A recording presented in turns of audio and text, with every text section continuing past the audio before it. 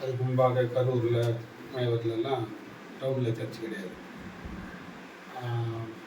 82 மே மாதம் ஜூனில் இருந்து ஜூனுக்கு இதாகி அப்புறம் +2 முடிச்சு வந்த பிறகு காலேஜில் சேர்ந்து படித்தேன். 83 பர்மேடு சபையில் அப்போல்லாம் ஸ்கூல் ஸ்டாஃப் தான் அதிகமாக இருப்பாங்க. ஏன்னா வேறு லே மெம்பர்ஸுக்கு ரொம்ப கம்மி. எந்த 1-2 சில மெம்பர்ஸ் ஒன்று மெயின் சர்ச்சுக்கு போயிடும். அப்போது நான் வரும்போதெல்லாம் இவர் இங்கே மெம்பராக இருந்தார், ஜெயவெல்லாம். அதுக்கு பிறகு எங்கே போயிட்டார் அவர் மெயின் சர்ச்சுக்கு. இப்போ இங்கே இருந்தாக்கா கமிட்டி மெம்பர்ஷிப்லாம் கிடைக்காதுன்னு சொல்லிட்டு மெயின் சர்ச்சுக்கு போயிட்டார் அவர். 83 பாஸ்டர் எண்டு தேடர்கிட்ட நான் பேப்டிஸ்ட் எடுத்தேன். அந்த ஸ்கூலில் உள்ள தொட்டியில் தான் எடுத்தேன். அதுக்கு பிறகு தொடர்ந்து போய்கொண்டிருந்தது. ஸ்கூல் ஸ்டாஃபுங்க அதிகமாக இருக்கிறதுனால ஒருவேளை ஸ்கூலில் மோசமான பிரின்சிபால் இருந்தாருன்னா அந்த பிரச்சனைகள்லாம் எங்கே வெடிக்கும்? சபையில் வெடிக்கும் நார்மலாக. அப்போது கிட்டத்தட்ட 2000 ஒரு பிரின்சிபால் வந்தார். அவர் எப்படின்னா, ஒரு வார்த்தையில் சொல்லணும்னா அரக்கன்னு சொல்லணும், இன்னும் கொஞ்சம் அழுத்தமாக சொல்லணும் கிறுக்கு அரக்கு. அரக்கனே மோசமாக இருப்பாங்கன்னா ஒரு கிறுக்குத்தனமாக பண்ணுவாங்களே, அது தெரியும். வேறு பேர் எடிசன் சாமியல். அவர் ரொம்ப ஒரு மாதிரி பண்ணுறதெல்லாம் எங்கே வெடிக்க ஆரம்பிச்சிச்சு சபையில் இருக்கும்போது. அப்போ என்ன பண்ணிட்டாங்க, எங்கள் அம்மா, நான் அப்போ தான் காரைக்காலுக்கு ஆடிட்டு போயிருந்தேன், வந்து பார்க்குற சர்ச்சை போட்டுக்கிட்டாங்க. கூட்டிகிட்டு தரக்கூட அவனை மாற்றினா தான் இது பண்ணோன்ட்டாங்க. அவங்கள இப்போ கன்வின்ஸ் பண்ணி பார்த்தா சரி சொல்கிற காரியம் சரிதான். அப்புறம் நாங்கள் என்ன பண்ணோம், சரி இவங்க இது உணர்வுக்கும் மரியாதை கொடுப்போம்னா அந்த வாரம் முத்துக்குமார் வீட்டில் தான் சர்வீஸே நடத்தணும். அதாவது கட்டடத்தில் இல்லை கடவுள், அந்த கான்செப்டில் இருந்ததுனால தான் அத்தனை வருஷமாக இந்த சபைக்குள்ளே என்னால் என்ன இருக்க முடிஞ்சு. ஆலயத்தில் இருந்தால் தான் கடவுளை சொல்ல முடியும்னா நான் என்னைக்கு இந்த சபையை விட்டு என்ன செஞ்சுருக்கணும், போயிருக்கணும். பிரச்சனை இருந்தால் ஓடணும்னா என்னைக்கே ஓடி இருந்திருக்கணும். முத்துக்குமார்ன்றது ஒரு விசுவாசி. அவங்க சவுத்தில் உள்ளவங்க, இங்கே வந்து வேலை, அவங்க மங்களுக்கு வேலை கிடைச்சதுனால இங்கே வந்து செட்டில் ஆனாங்க. அவனை உற்சாகமாக சத்தியை படிக்கக்கூடிய பையன், நல்லா ஊழியர் செய்யணுன்ற வாங்கிய பையன். அவங்க கூட சேர்ந்து அவனை வச்சு இது பண்ணிட்டு இருக்கும்போது நாங்கள் அவங்க வீட்டில் நடத்தணும். முத்துக்குமார் யாருன்னா, இப்போ உள்ளவங்களுக்கு தெரியணும்னா, இந்த சண்முகபுரத்து சபையை ஆரம்பித்த அந்த சுந்தரி மிஸ்ஸோட தம்பி, மாயாண்டி தேவரோட பையன். அப்போது ஓடிட்டு இருக்கும்போது அந்த ஓடின உடனே என்ன ஆகி போச்சு, உட்காந்து யாரும் பேசலை, தலைவர்களும் அதை பற்றி கவலைப்படல. உடனே என்ன பண்ணிட்டாங்க, நொண்டி குதிரைக்கு சறுக்கினது சாக்கு மாதிரி போய் பள்ளிக்கூடத்தில் போய் நாங்கள் சபையை ஆரம்பிச்சுக்கிறோன்னு என்ன செஞ்சாங்க, காந்தி நகரில் போய் ஆரம்பித்தாங்க. யாரெல்லாம் ஸ்கூலில் கனெக்டடாக இருக்கிறாங்களோ, ஒருத்தர் 2 பேரை தவிர, வெஸ்லி, மஞ்சுளா மிஸ்ஸு, அப்புறம் யார் 2-3 பேர் மட்டும் போகல. மற்றவங்கெல்லாம் என்ன செஞ்சுட்டாங்க, வேலைக்கு பயந்துக்கிட்டு அந்த ஸ்கூல் சர்ச்சில் போய் சங்கமம் ஆகிட்டாங்க. அது ஆக்சுவலாக அவங்க ஆரம்பிக்கிறது தப்பு இல்லை. அதாவது கடவுள் எல்லாருக்கும் சுயாதீனம் கொடுத்துருக்காரு. இந்த சபையில் தான் போய் அவங்க என்ன பிள்ளையார் கோயிலுக்கு போயிட்டாங்க இல்லை. ஆனால் சபை சட்டத்தில் என்னென்ன சொல்லப்பட்டிருந்துச்சோ ஒரு சபை ஆரம்பிக்கிறதுக்கு அதை எதையுமே என்ன செய்யலாங்க, ஃபாலோ பண்ணலன்றது மாத்திரம் இல்லை. இங்கே கோரிமேடு சபைக்கு வர்றவங்களெல்லாம் என்ன பண்ண ஆரம்பித்தாங்க, தொந்தரவு கொடுக்க ஆரம்பித்தாங்க. அனித்தோட அப்பா அம்மா இருந்தாங்கல்ல, அனித்து மதனோட அப்பா அம்மா சுவாமிதாஸ், அவங்க 2 பேருமே அங்கே கான்ட்ராக்டில் டீச்சராக தான் இருந்தாங்க, அட்டெண்டராக விதமாக இருந்தாங்க. அவங்கள வேலையை விட்டு எடுத்து விட்டானுங்க. அப்புறம் சிலரை ட்ரான்ஸ்ஃபர் பண்ணி விட்டானுங்க. அப்புறம் எங்கள் அண்ணன் பசங்களையே ஸ்கூலில் போய் நோட்ட ஆரம்பித்த உடனே எங்கள் அண்ணன் பசங்களை என்ன செஞ்சாங்க, ஹெட்மாஸ்டராக இருந்தார் அந்த ஸ்கூலில், அவரே அவர் பசங்களை கொண்டு போய் ப்ரைவேட் ஸ்கூலில் வெளியே கொண்டு போய் விட்டார் 2-3 வருஷம், அந்த கிறுக்கம் போகிற வரைக்கும். அங்கே தனகாந்த ராஜ், ஜெயராணி, அப்புறம் ஒரு முஸ்லீம் ஸ்கூல் ஒன்று இருக்கும், கிரசன்ட்டு, அங்கே கொண்டு போய் 2-3 வருஷம் என்ன செஞ்சாங்க, படிக்க வச்சுட்டு அப்புறம் போன பிறகு மறுபடியும் கொண்டு வந்து என்ன செஞ்சாங்க, நம்ம ஸ்கூலுகளில் கொண்டு வந்து மெயின் ஸ்கூலில் கொண்டு போய் சேர்த்து விட்டாங்க. அது எப்படின்னா ஒரு மாதிரி முரட்டத்தனமாக பழி வாங்குறாரு. அவனை கொண்டு போய் தான் என்டிசியில் அதுக்கப்புறம் 2010 போட்டு ஃபர்ஸ்ட் அலெக்சாண்டரு, ரங்கநாதன், இன்னும் ஒரு 2-3 பேர் எல்லாம் முரட்டுத்தனமாக எதையுமே ரூலை ஃபாலோ பண்ணாமல் என்ன செய்வான், வேலையை விட்டு எடுத்து விட்டாங்க. யாரும் அவங்களாம் கேட்க மாட்டாங்க, கேட்குறவங்க கேட்ட வந்துடுவாங்க. அப்போ என்ன ஆகி போச்சு, நடத்துனாங்க. நான் சொல்லி நடத்திக்கோ, அது உங்களுடைய விருப்பம். யாரும் கடவுளையும் சுயாதீனத்தை என்ன செய்யறாரு, கொடுக்குறாரு. ஆனால் இங்கே வர்றவங்கள பழி வாங்குறது தப்பு. அப்போ அந்த பீரியட்ல 2003 பிறகு எங்கள் அண்ணனை என்டிசி பிரசிடெண்டாக வரும்போது நான் என்ன சொன்னேன், பிரின்சிபாலுங்களை சர்ச்சில் பாஸ்டராக போடக்கூடாது, நீ யாரை வேணாலும் போட்டுக்கோ, ஏன்னா அவங்க வந்து அந்த அதிகாரத்தை மிஸ்யூஸ் பண்ணுறாங்க. அப்போ அண்ணன் என்ன சொன்னாப்புல, அதே மாதிரி அங்கேயும் ஆரம்பிச்சிருச்சு. அங்கே காணிக்கு எடுக்கிற ஒரு சின்ன தகராறுக்கு அந்த மாசிலாமணி அந்த ஜெயவேல் பையன் ஏதோ காணிக்க எடுக்காம விட்டுட்டான்னு சொல்லி அதை ஒரு பெரிய இஷ்யூ ஆக்கி அங்கே மரப்பாலத்தில் ஆரம்பித்தாங்க. அவங்களும் எந்த முறையாக என்ன செய்யலை, ஃபாலோ பண்ணல. இன்னும் சொல்ல போனால் காந்தி நகர் சண்முகபுரத்துக்கும் மரப்பாலத்திலையும் ஆரம்பித்தவங்க அவங்க மெம்பர்ஷிப்பை கூட மாற்றலை. நாங்கள் தான் இங்கே இருந்து டெலீட் பண்ணி விட்டோம். ஆக்சுவலாக அவங்க இன்னைக்கு பண்ணுற மாதிரி பழி வாங்கணும்னு நம்ம நினச்சிருந்தோம்னா அவங்க எல்லாரையும் சர்வேல இருந்து டிஸ்குலோஷிப் பண்ணியிருக்க முடியும். ஏன்னா ஒரு சபையில் யாரை மெம்பராக வைக்கணுன்றது யாருக்கு தான் ரைட் இருக்குது, அந்தந்த சபைக்கு தான் இருக்குது. ஜிசிக்கு கூட அந்த ரைட்டு கிடையாதுன்னு ஜிசி ஒர்க்கிங் பாலிசி சொல்லுது. அப்போ சொல்லும்போது அண்ணன் கிட்ட நான் என்ன செஞ்சேன், ப்ரெஷர் கொடுக்கும்போது என்ன சொன்னார், இருக்கட்டும் அப்படின்னு தான் அங்கே பாஸ்டர் போட்டாங்க. அவங்க ஒத்துக்கலை. அப்போ என்ன பண்ணால் கொஞ்ச நாளைக்கு இங்கே போட்டார். அப்புறம் வந்து யார் ஆண்டனி ஸ்வாக்கிங்க தான் அங்கே போட்டாங்க மரப்பாலத்தில். அப்போ என்ன சொல்லிட்டாரு, இல்லை பிரச்சனை வருதுனால கொஞ்சம் வெயிட் பண்ணு, அவர் ரத்தனம் ரிட்டையர்ட் ஆக போகிறாரு, ரிட்டையர்ட் ஆன உடனே ஃபாஸ்ட்டாக போடணும். அவர் போயிட்டு ஜான்ராஜ் வந்தார், அப்போ போட்டாங்க. அவங்க ஒத்துக்கலாம், அவங்க அதையும் அப்படியே ஓடிச்சு. இங்கே என்ன செஞ்சாங்க, எல்லாரும் இப்படி பண்ணிகிட்டு இருக்கும் போது அதை நான் விளையாட்டாக சொல்கிறது உண்டு. அங்கே வந்து ஆகாப்புகள்லாம் சேர்ந்து எசபேலுக்காக மரப்பாலம் சர்ச்சை ஆரம்பித்தாங்க. இங்கே சண்முகாபுரம் காந்தி நகர எசபேலுக்கெல்லாம் சேர்ந்து ஒரு ஆகாப்புக்காக இந்த சபையை ஆரம்பித்தாங்க. முறை இல்லாமல் என்னென்ன முறைன்றது நீங்கள் மேனுவல் படிச்சிங்கன்னா தெரியும். எந்த முறையும் என்ன செய்யல, அவங்க பண்ணதும் இல்லாமல் இங்கே வர்றவங்களெல்லாம் தொந்தரவு. அதனால இந்த தகவல் போயிடுச்சு. ஆனால் ஒரு பிரச்சனை என்ன தீர்ந்துருச்சுன்னா, பள்ளிக்கூட பிரச்சனை சபைக்குள்ளே வருது என்னவாயிடுச்சு, நின்றுச்சு. அப்போ இப்படியே போயிட்டு இருக்கும்போது ஆனால் கொஞ்சம் பேர் காரணம் போகிறப்போ இன்னும் கூட சிலவங்க பேசிட்டு போனாங்க, ஞாபகம் ஒரு ஃபேமிலி மட்டும் தான் இருக்கிறாங்க அப்படின்ட்டு கிண்டல் அடிச்சுட்டு போனாங்க. போகும்போது ஒரு ஃபேமிலின்னு சொல்லிட்டு போனவங்க இன்னைக்கு என்ன கேட்குறாங்க, இது உங்கள் ஃபேமிலி சர்ச்சான்னு திருப்பி கேள்வி கேட்குற நிலைமைக்கு என்ன ஆயிடுச்சு. ஆனாலும் கொஞ்சம் பேரை வச்சு ஆண்டவர் என்ன செஞ்சார், அப்புறம் சிலவர்கள்லாம் புதுசாக வந்தாங்க. புதுசாக ஒரு வயசு ஃபேமிலி இதெல்லாம் அண்ணன் கூட மாதிரி முந்தி மெயின் சர்ச்சில் போயிட்டு இருந்தாங்க. அதுக்கப்புறம் இங்கே வர ஆரம்பித்தாங்க. அமுதா ஃபேமிலி வந்தாங்க, அப்புறம் அனிதா ஃபேமிலிக்கு வந்தாங்க. இப்படி ஒருத்தராக என்ன செஞ்சாங்க, வந்தாங்க. அப்போ 2009 லாஸ்ட்டில் தான் என்ன பிரச்சனை வந்துச்சு, இந்த திருச்சியில் அந்த கிரிமினல் சதி வேலை ஆர்ஜி யூனியன் டிவிஷன் பிரசிடென்டே பண்ண அண்ணனுக்கு விரோதமாக பொம்பளைகளை 2 பொம்பளைகளை செட் பண்ணி ஒரு உலகத்தானோ இல்லை விழுந்து போன சபை கூட அதை செய்யலை. நம்ம எத்தனையோ பேருக்கு மற்ற கிறிஸ்தவங்கள்ட்ட போய் பைபிள் ஸ்டடி கொடுக்குறோம். யாரா பொம்பளைங்க இருக்க வீட்டில் வந்து என் பொண்டாட்டியை கை பிடிச்சி எடுத்துட்டான், பொண்ணை கை பிடிச்சான்னு ஒரு அந்த பாபிலோனிய சபை சார்ந்த யாராவது கிரிமினல் வேலை செஞ்சுருக்கிறாங்களா? ஆனால் நம்ம சபை தலைவனே செஞ்சாங்க. அதை எல்லாரும் சபை விசுவாசிங்க போலீஸ் உண்மைன்னு ப்ரூவ் பண்ண பிறகு கூட என்ன பண்ணாங்க, வேடிக்கைத்தான் பார்த்தாங்க. இன்னைக்கு நம்ம கிட்ட வந்து ஒரு சின்ன சின்னதுக்கெல்லாம் இதை ஏன் செஞ்சீங்க இதை ஏன் செய்யலன்னு கேட்குறவங்க போலீஸ் சார்ஜ் ஷீட் போட்ட பிறகு கூட ஒரு பரிசுத்தவானும் சரி ஒரு ஊழியக்காரனும் சரி வாயை திறந்து என்ன செய்யல, கேட்கல. என்ன சொல்லிட்டாங்க, இது வந்து பாஸ்டர் ஆர்ஜானுக்கும் பாஸ்டர் சாம்சுதாருக்கு இருக்கிற இன்டர்னல் பாலிடிக்ஸ் தான். அப்படின்னு பார்த்தீங்கன்னா பரலோகத்துக்கு உங்களுக்கு எனக்கு என்ன சம்பந்தம்? பரலோகத்தில் பிரச்சனை வந்துச்சு, யாருக்கும் உள்ள பாலிடிக்ஸ் அது? கடவுளுக்கும் சாத்தானுக்கும் உள்ள பாலிடிக்ஸ். அந்த பாலிடிக்ஸுக்கு மட்டும் ஏன் உட்காந்து மேடை போட்டு பேசிட்டு இருக்கிறீங்க? மாபெரும் ஆன்மீக போராட்டம் ஏன் சொல்லிட்டு இருக்கிறீங்க? அதுல நீங்க சரியான பக்கம் நிக்கலன்னா உங்க ரட்சிப்பு காலி. அதே மாதிரி இதுலயும் நியாயத்து பக்கம் நிக்கலன்னா உங்க ரட்சிப்பு காலி. எவ்வளவு வேணாலும் ஊழியம் செய்யுங்க, எவ்வளவு வேணாலும் லாஸ்ட் டே ஈவென்ட்ஸ் பேசுங்க. நீதி தான், நீதி நியாயமா அப்படி சிங்காசனத்தில் ஆதாரத்தை பிடிக்க விட்டுட்டு நீங்க நம்ம என்ன பண்ண போறோம்? இன்னும் அநேகர் என்ன நினைக்கிறாங்க, இந்த பிரச்சனை வந்த பிறகு அப்ப கூட என்ன பண்ணாரு அண்ணன், முறையா நாங்க யாருக்கையாவது போய் சண்டை போட்டோமா? யார் நான் கேட்குறேன். இன்னைக்கு இங்கே வந்தவன்லாம் உனக்கு தெரியும், அவனுக்கு தெரியும், உள்ளாட்சித்துறை அமைச்சர் தெரியும், எல்லாரும் வச்சுக்கிட்டு இவ்வளோ வேலை பண்ணாங்க போலீஸ் ஸ்டேஷன் வரைக்கும். இங்கே ஒரு 5000 ரூபா கொடுத்தா கையை காலை விட்டுறதுக்கு ரவுடிங்க இருக்கிறான்.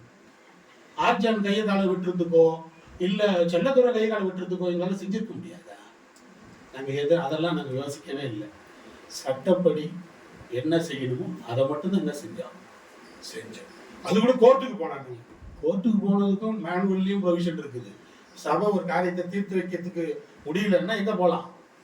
கோர்ட்டுக்கு போகலான்னு இருக்குது. அடுத்தது இது கம்பெனி ஆக்ட்ல என்ன செஞ்சிருக்கிறாங்க, ரெஜிஸ்டர் பண்ணியிருக்கிறாங்க. அந்த கம்பெனி ஆக்ட்ல ஆர்பிட்ரேஷன் கிளாஸ் இருக்குது, அதை கொடுன்னு தான் நாங்கள் முதல்ல கேட்டோம். அதுலேயும் கொடுக்க மாட்டேன்னு கலாட்டா பண்ணாங்க. அப்புறம் கோர்ட்டில் போய் எங்களுக்கு ஆர்பிட்ரேட்டர் கொடுக்க சொல்லி தான் முதல் கேஸை முதல்ல கோர்ட் வாசல் மிடிச்சது டேனியல் தேவதாஸ் தான். நாங்கள் கேஸ் போட்டு நிறுத்திடக்கூடாதுன்னு சொல்லிட்டு எல்லா பக்கத்தில் இருக்கிற திருச்சி சுற்றி இருக்கிற எல்லா கோர்ட்லையும் போய் கேபேஜ் எடுத்து வச்சார். அவர் தான் கோர்ட் வாசல்படி முதல் மிதிச்சவர். அண்ணன் போக மாட்டேன், நீ ஏன் காணிக்க காசை வேஸ்ட் பண்ணுறேன்னு தான் என்ன செஞ்சார், லெட்டர் போட்டார் டேனியல் தேவதாஸுக்கு. அப்படியே ஓடிக்கிட்டு இருந்துச்சு. நாங்கள் என்ன நினச்சோம், இது ஏதோ ஒரு சின்ன மிஸ்டேக்கு, ஒரு தப்புன்னு கோர்ட்டு சொல்லிட்டா பிரச்சனை சால்வ் ஆகிடும்னு நினைக்கிறோம். ஆனால் ஒரு கோர்ட்டு தீர்ப்பு கூட என்ன செய்யலை, மதிக்கல. 2014 வரைக்கும் ஒரு கோர்ட்டு தீர்ப்பை மதிக்காம என்ன பண்ணாங்க, பொய்ய சொல்லி கான்ஸ்டிடியூன்சியை தப்பா நடத்தினாங்க. அதை அப்போ என்ன செய்ய வேண்டியதாக போச்சு, நாங்கள் எடுத்த ஆக்ஷன் எல்லாமே டிஃபென்சிவ் ஆக்ஷன். அவன் ஒரு தப்பு பண்ணும்போது அது தப்புன்னு நிறுத்துவோம், மறுபடியும் அடுத்த ஒரு தப்பு பண்ணுவான், மறுபடியும் இது தப்புன்னு நிறுத்துவோம். மற்றபடி என்ன செய்யலை நாங்கள். இத்தனைக்கும் ஒரு பிரச்சனை வர்றதுக்கு முன்னாடி அவன் தப்பு பண்ணும்போதும் யாருக்கு லெட்டர் போடுவோம், ஏன்னா டிவிஷன் பிரசிடென்ட் இன்வால்வ் பண்ணுறதுனால அடுத்த ஐயர் பாடி யார் தான், ஜிசி. ஏன் சொல்றேன்னா அந்த லெட்டர்லாம் எழுதுனதே நான் தான். அவ்வளோ லெட்டர் போடுவோம், அப்படியே செவிட்டு விரியன் மாதிரியே என்ன செய்வாங்க ஜிசியில், ஒன்றுத்தை பற்றி விசாரிக்க மாட்டான், ஒன்று பற்றி கவலைப்பட மாட்டான், ஃபுல் சப்போர்ட் பண்ணும். அப்போ என்ன ஆச்சு, 2014 இவர் இல்லாமல் எலெக்ஷன் நடத்த முடியாது, கன்ஸ்டியூன்சி நடக்காதுன்ற கண்டிப்பாக தெரிஞ்ச உடனே என்ன செஞ்சாங்க, அங்கேருந்து வந்து ஏதோ பிரச்சனை தீர்க்கிற மாதிரி ஒரு வேஷம் போட்டாங்க, ஒளியின்றதுடைய வேஷம் போட்ட மாதிரி.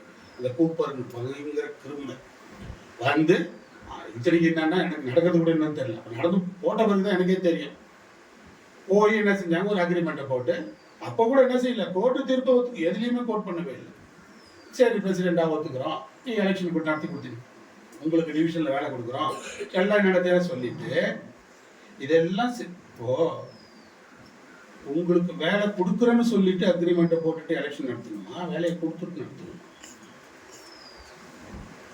கொடுக்குறேன்னு போய் காசு கொடுக்குறேன்னு போய் அது பாதிக்கப்பட்ட அலெக்சாண்டர் இவங்க ரங்கநாதனுக்கெல்லாம் ஒரு என்கொயரி வச்சு அவங்களுக்கு வேலை கொடுக்குறோன்னு ஒரு மார்ச் 13 2014 அக்ரிமெண்ட் போடுறாங்க.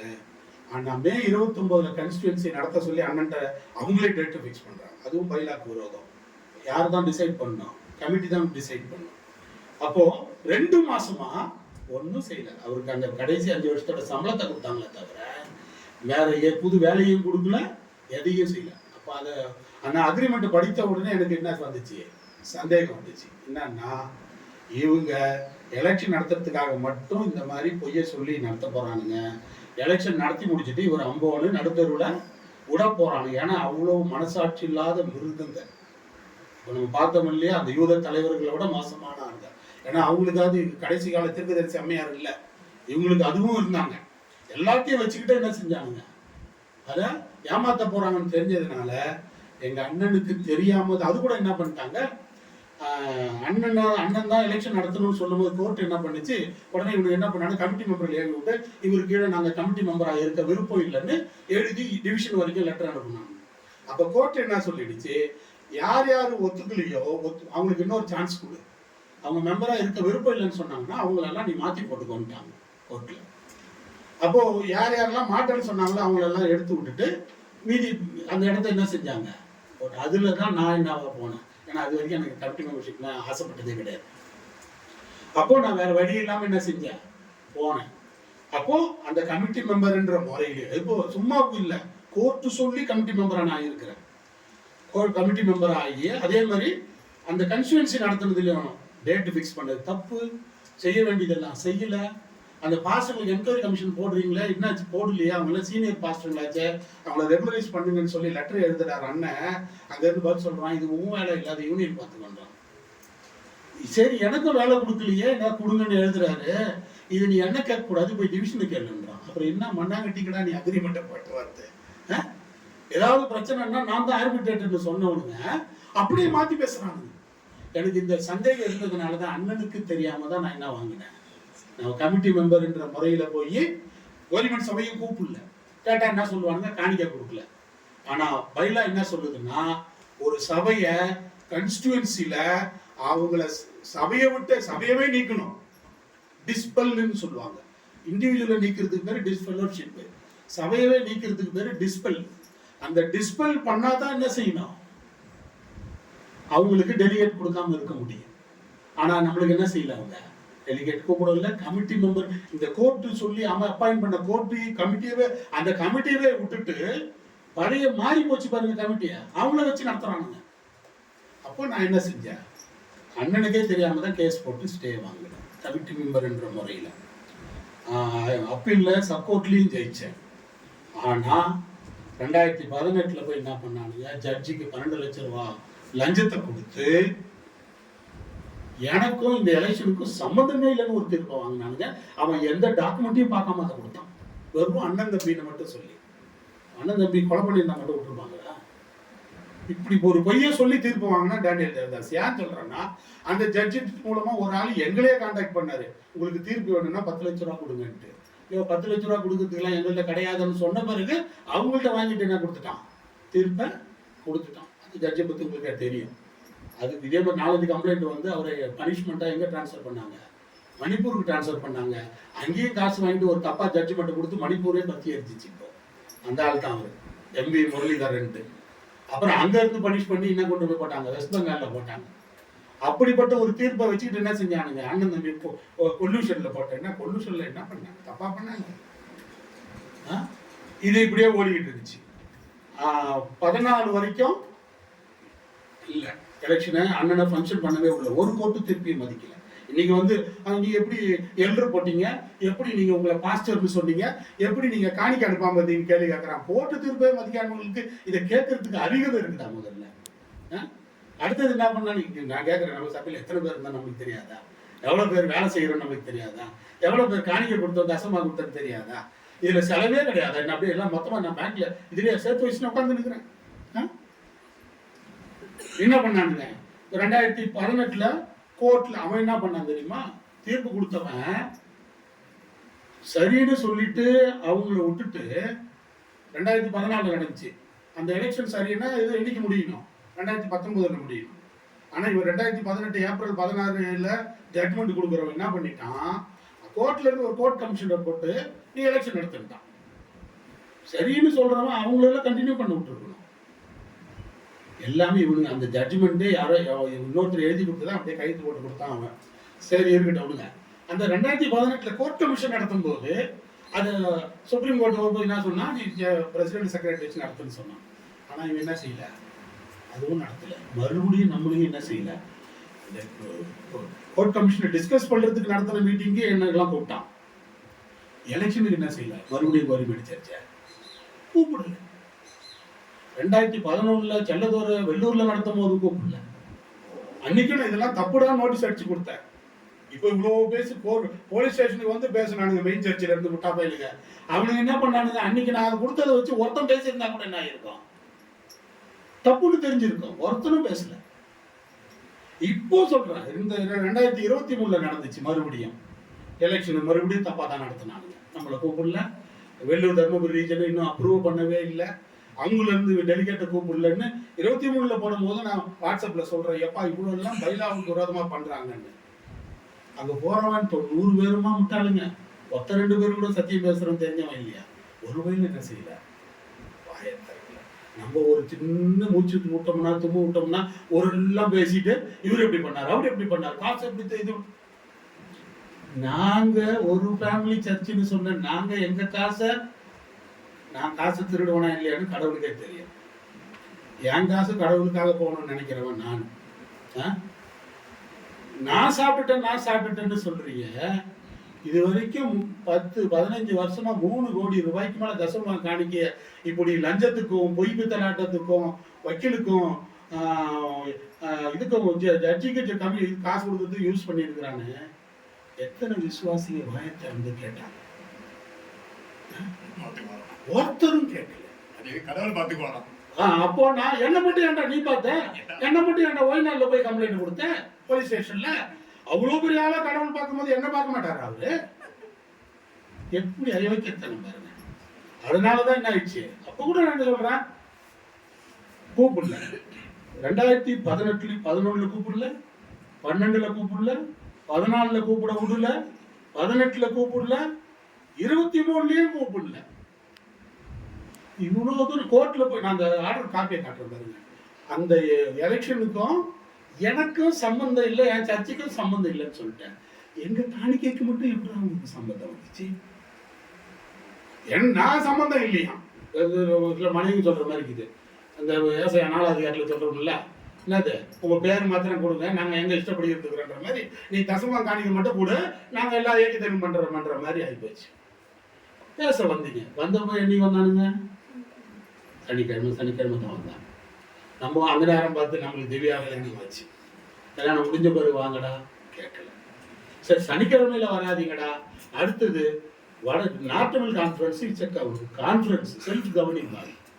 இதுல யூனியன் ஆஃபீஸரே டைரக்டா வரக்கூடாது. அவன் எஸ்டி மோகனா இருந்தான்னா, கேடி மோகனா இருந்தானா, அவன் வரவே கூடாது. ஆனா சம்மந்தமே இல்லாத பொறுக்கிங்க 2 பேரும் என்ன செஞ்சானுங்க, ஜோனத்தானையும் சுதாகரையும். அவங்க எல்லாம் பேசி நீங்க மெசேஜ் கேட்டதில்லை. கேட்டிருந்தீங்கன்னா தெரியும், தொடப்பக்கட்டையிலேயே அடிச்சிருப்பீங்க சர்ச்சையிலேயே. அந்த அளவுக்கு மட்டமா பேசுறவங்க அவங்கள கூட்டிட்டு வரலாமா? அவங்களுக்கு இதுக்கு என்ன சம்பந்தம்? போலீஸ் ஸ்டேஷனுக்கு போகணும். போலீஸ் ஸ்டேஷன்ல கூட என்னதான் பண்ணானுங்க? யார் பேசணும்? தலைவன் வந்திருக்கிற அந்த எடுபட்ட எட்வின் பால் பேசி இருக்கணும். யார் பேசினாங்க? அதுவும் சம்பந்தம் இல்லாம அசிங்கமா பொய்ய பேசிக்கிட்டு இருக்கிறான். இவங்க விட்டுட்டு வேடிக்கை பார்த்துட்டு இருக்கிறான். எவ்வளவு லட்சம் ஸ்கூல்ல இருந்து கிட்டத்தட்ட 15 லட்சம் செலவு பண்ணியிருக்கிறாங்க. அப்புறம் என்ன பண்ணானுங்க? இது போலீஸ்காரனா அவர் ஹோம் மினிஸ்டர் நமச்சிவாயத்தை, நான் நமச்சிவாயம் ஹோம் மினிஸ்டர் தான். இவர் எம்எல்ஏ ஆகிறதுக்கு முந்தையே தெரியும் எனக்கு ரங்கசாமி. எனக்கு விருப்பமே இல்லை. ஆண்டவுடைய ஆலயத்தில் ஒரு அரசியல்வாதியை வச்சுக்கிட்டு தான் நான் வந்து அதை பிடிக்கணும்னா அது எனக்கு தேவையே இல்லை. அப்படிப்பட்ட ஒரு கட்டணமே எனக்கு தேவையில்லை. ஏன்னா நான் வந்து இவனுங்களெல்லாம் பார்த்து ஓடணும்னா என்னைக்கே ஓடி இருக்கணும். 82லயே இந்த சபையை விட்டு ஓடி இருக்கணும். எனக்கு நான் அதுக்காக இங்கே இல்லை. அதனால அதை பற்றி எனக்கு கவலையும் இல்லை. ரோட்டில் உட்காந்து சர்ச்சை நடத்தினா கூட நான் அட்டன் பண்ணிட்டு போயிடுவேன். இந்த அந்த மூட நம்பிக்கையெல்லாம் எனக்கு கிடையாது. சத்தியம் தான் முக்கியம், கட்டணம் முக்கியமே இல்லை. எதுக்கு இந்த விஷயம்லாம் சொல்லணும்னா இதுதான் பிரச்சனை. இது இப்போ உள்ள பிரச்சனை இல்லை, 2000ல இருந்து உள்ள பிரச்சனை. கிட்டத்தட்ட நம்ம இதுக்கே ஒரு சில்வர் ஜூப்ளியை கொண்டாடலாம். 2025 ஆயிடுச்சு. இருந்தாலும் சில பிரச்சனைகள் ஏதாவது சிலவங்க நம்மகிட்டே வளர்ந்துட்டு நம்ம முதுகுலேயே குத்திட்டு போனாங்க. அது அவங்க வச்சதை அவங்கவுங்க என்ன செஞ்சுக்கிட்டோம், அறுத்துக்கிட்டோம். ஆனால் இன்னும் உங்கள் உத்தம மார்க்கத்தார் இன்னார் என்று அறியபடி உங்களுக்குள் மார்க்க பேதங்கள் உண்டாயிருக்க வேண்டியதேன்னு பவுலார் சொல்ற மாதிரி இந்த பிரச்சனைகள் யார் யார் என்ன கலர் என்பதை நமக்கு என்ன செஞ்சிச்சு, காட்டிச்சு. இருந்தாலும் ஆண்டவருடைய சித்தம், சில காரியங்கள் நம்ம எதிர்பார்த்த காரியங்கள் நடக்கலைன்னாலும் கூட ஓடிச்சு. எப்போ வேணாலும் கடவுள் என்ன செய்ய முடியும்? செங்கடலை பழக்கிறதுக்கு அவர் பெரிய இதெல்லாம் தேவையில்லை. அவருக்கு சின்ன குச்சி போதும். அந்த குச்சி அவர் எப்படி கொடுக்குறாரோ கொடுத்துட்டு போட்டோம். அது வரைக்கும் நம்ம என்ன செய்ய வேண்டியதில்லை, அலட்டி கொள்ள வேண்டிய அவசியம் இல்லை. ஆனாலும் இந்த கடந்த 6 மாசமா கிட்டத்தட்ட இந்த இல்லத்திலே ஆலயத்தை நடத்துவதற்கும் ஆண்டவரை தொழுது கொள்வதற்கும் என்ன செஞ்சுருக்காங்க. இந்த இடத்துல நம்மளுக்கு கொடுத்ததுக்காக அவங்களுக்கு நன்றி தெரிவித்துக் கொள்கிறேன். மோகனை பொறுத்த வரைக்கும் பார்த்தீங்கன்னாக்கா 2016 வரைக்கும் யார் இருந்தா, 11லேருந்து அவர்